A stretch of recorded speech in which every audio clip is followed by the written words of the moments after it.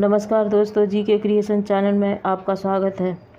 दोस्तों, जब हम किसी कार्य को पूरा करने का संकल्प लेते हैं तो उसे हमें हर हाल में पूरा करना ही चाहिए। परिस्थितियां चाहे उस कार्य को करने में कैसी भी उत्पन्न हो, उस कार्य को पूरा हमें करना ही चाहिए। दोस्तों, हम सभी जानते हैं कि महाभारत ग्रंथ की रचना वेद व्यास जी ने की।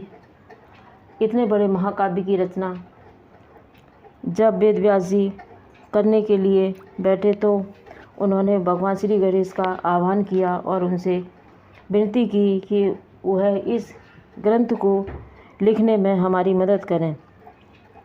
वेद व्यास जी ने भगवान श्री गणेश जी से कहा कि मैं इस ग्रंथ को बोलता जाऊंगा और आप उसको लिखते जाएंगे, उसकी रचना करते जाएंगे बिना रुके हुए।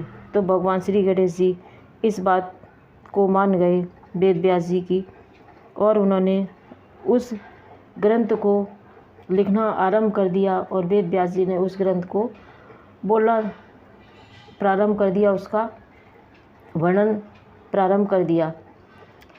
अब ग्रंथ को लिखते लिखते भगवान श्री गणेश जी की कलम टूट गई। अब उन्होंने कलम टूटने के बाद वो क्या करते, क्योंकि उन्होंने यह तय किया था कि इस ग्रंथ की रचना करते समय वह बिना रुके इस ग्रंथ को लिखते जाएंगे।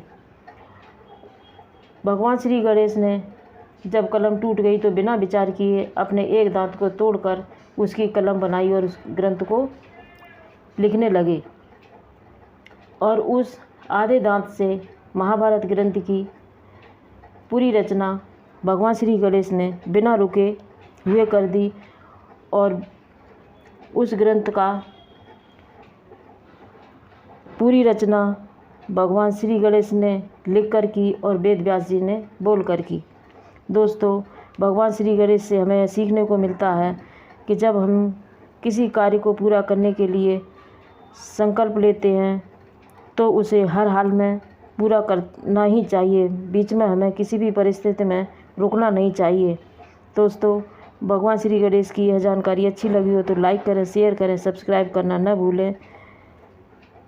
गणपति बप्पा मोरया।